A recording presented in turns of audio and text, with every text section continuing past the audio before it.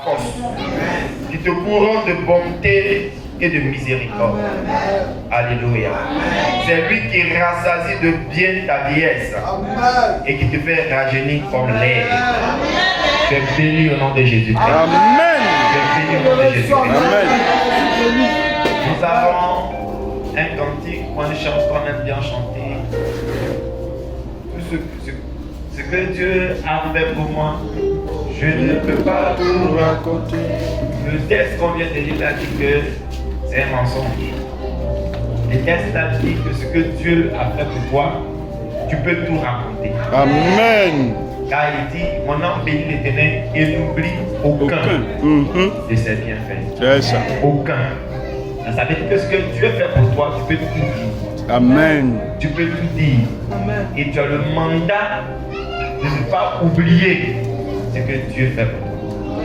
Je vais t'exhorter ce jour à ne jamais oublier ce que le Seigneur fait pour toi. Jamais. Jamais. N'oublie pas ce que le Seigneur fait pour toi. N'oublie pas ce que le Seigneur fait pour toi. Et n'oublie pas dans mon intervention, ce n'est pas une prédication que je vais te donner. Je vais te partager un témoignage. Et par la grâce de Dieu, ça te fait du bien. N'oublie pas. Où est-ce que le Seigneur t'a pris? N'oublie pas d'où est-ce que tu viens. Amen. N'oublie pas où tu es passé. Amen. Il y a eu des moments de peine. Il y a eu des moments de douleur. Il y a eu des moments de frustration. Il y a eu des moments de rejet. Il y a eu des moments d'abandon. Et puis il y a des moments de joie. Il y a eu des moments de plénitude. Toutes ces choses-là font partie de la vie. Il y a un moment où on rit. Il y a un moment où on pleure. Il y en a que tu pleureras. Et les autres riront. Est-ce que je parle à quelqu'un? Tu prieras et dans la prière là, tu pleureras.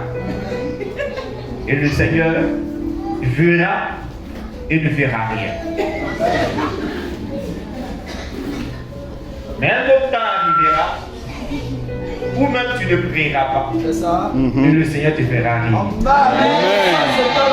Mon âme bénit l'Éternel et n'oublie aucun de ses bienfaits.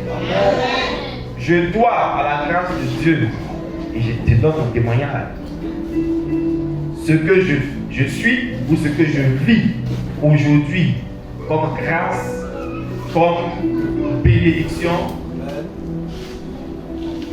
à l'évangélisation. Je dois à la grâce de Dieu. Aujourd'hui je mange. Hier il y a une femme. Hier j'étais nu. Je dois par la grâce de Dieu ce que j'ai, ce que je suis et les rapports et les relations que j'ai aujourd'hui grâce à l'évangélisation. Nous sommes exhortés à pouvoir témoigner de Jésus.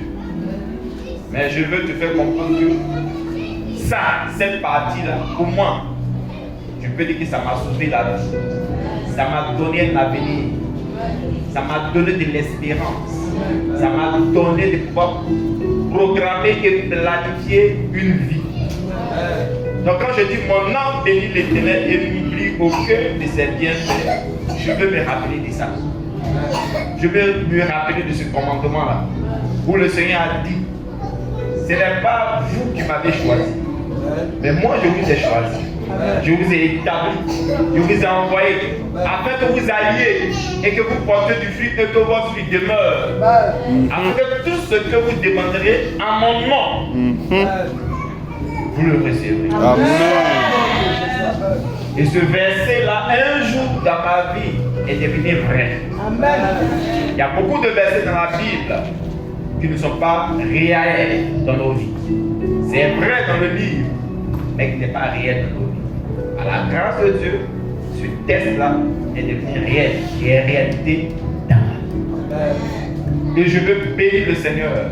Il m'aura donné la compréhension de ce passage. Je veux bénir le Seigneur de m'avoir donné le courage de faire ça. Et c'est une bénédiction. Amen. Si aujourd'hui tu es exhorté, commandé à témoigner de Jésus, je vais te dire que c'est une bénédiction. C'est une bénédiction. C'est une bénédiction. C'est une bénédiction. Une année, je prends mon témoignage par le milieu. Pendant que j'étais en train de prier, et j'ai prié pendant 1 an. À ce moment, j'étais à Congo, pour ceux qui me connaissent. Et je priais à l'église méthodiste. J'ai prié pendant 1 an, je venais fraîchement d'arriver ici. Et je priais pour que Dieu me donne l'orientation par rapport à ma paysanne qui était une pasteur. Voilà. Il y avait le CME qui était là, donc j'ai cherché l'orientation. Et pendant qu'on priait, elle m'a fait pendant 1 an, j'avais déposé mes dossiers dans les entreprises, même à l'ambassade, machin. Pendant 1 an, et Dieu m'a pas exaucé. Tu te souviens de toi? Combien tu as gêné, prié, et puis Dieu t'a pas exaucé. J'ai prié, hein? Il y a eu des moments où j'ai pris jeûne. J'ai pris 21 jours de jeûne. Après 33 jours de jeûne, j'ai failli mourir. Dieu m'a pas exaucé. Mais j'ai dit, comme je dis, il faut persévérer. J'ai persévéré jusqu'au dernier jour. Ça a appris que le dernier jour, Dieu peut faire un miracle. Il n'a rien fait. Donc on était vers le 31 et puis bon, il dit bon, on ne sait jamais. Avant la fête du 31, là, le Seigneur fera quelque chose. Il n'a rien fait. Rien. Donc j'étais un peu confus. Pour ceux qui connaissent l'église méthodiste, il y a un préau là. On faisait MRL. Comment de méthodiste? MRL. J'étais assis en train de réfléchir comment est-ce qu'il a donné 2 mots dessus là.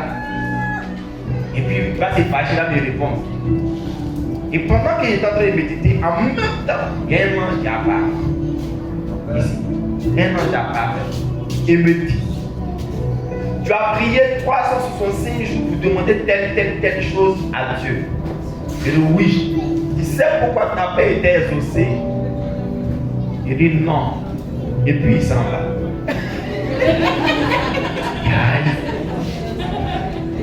Je me pose question, je dis non. Et puis tu t'en vas. C'est quoi pour qui ce monsieur là? Ici là, et pendant que et puis il revient. Tu as prié. Et puis ils prennent l'autorité, après ils peuvent nous commander.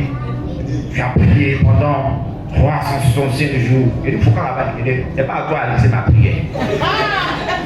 Adresser ma prière à Jésus. Donc c'est à lui que je parle. Jésus m'envoie ce parler. Et ouais, dis quoi? Tu as prié, et puis il répète encore. Tu as prié pendant 365 jours. Il dit pas trop au but. Il sait qu'il a prié. Tu as prié pendant 365 jours. Tu n'as pas été exaucé. Tu sais pourquoi?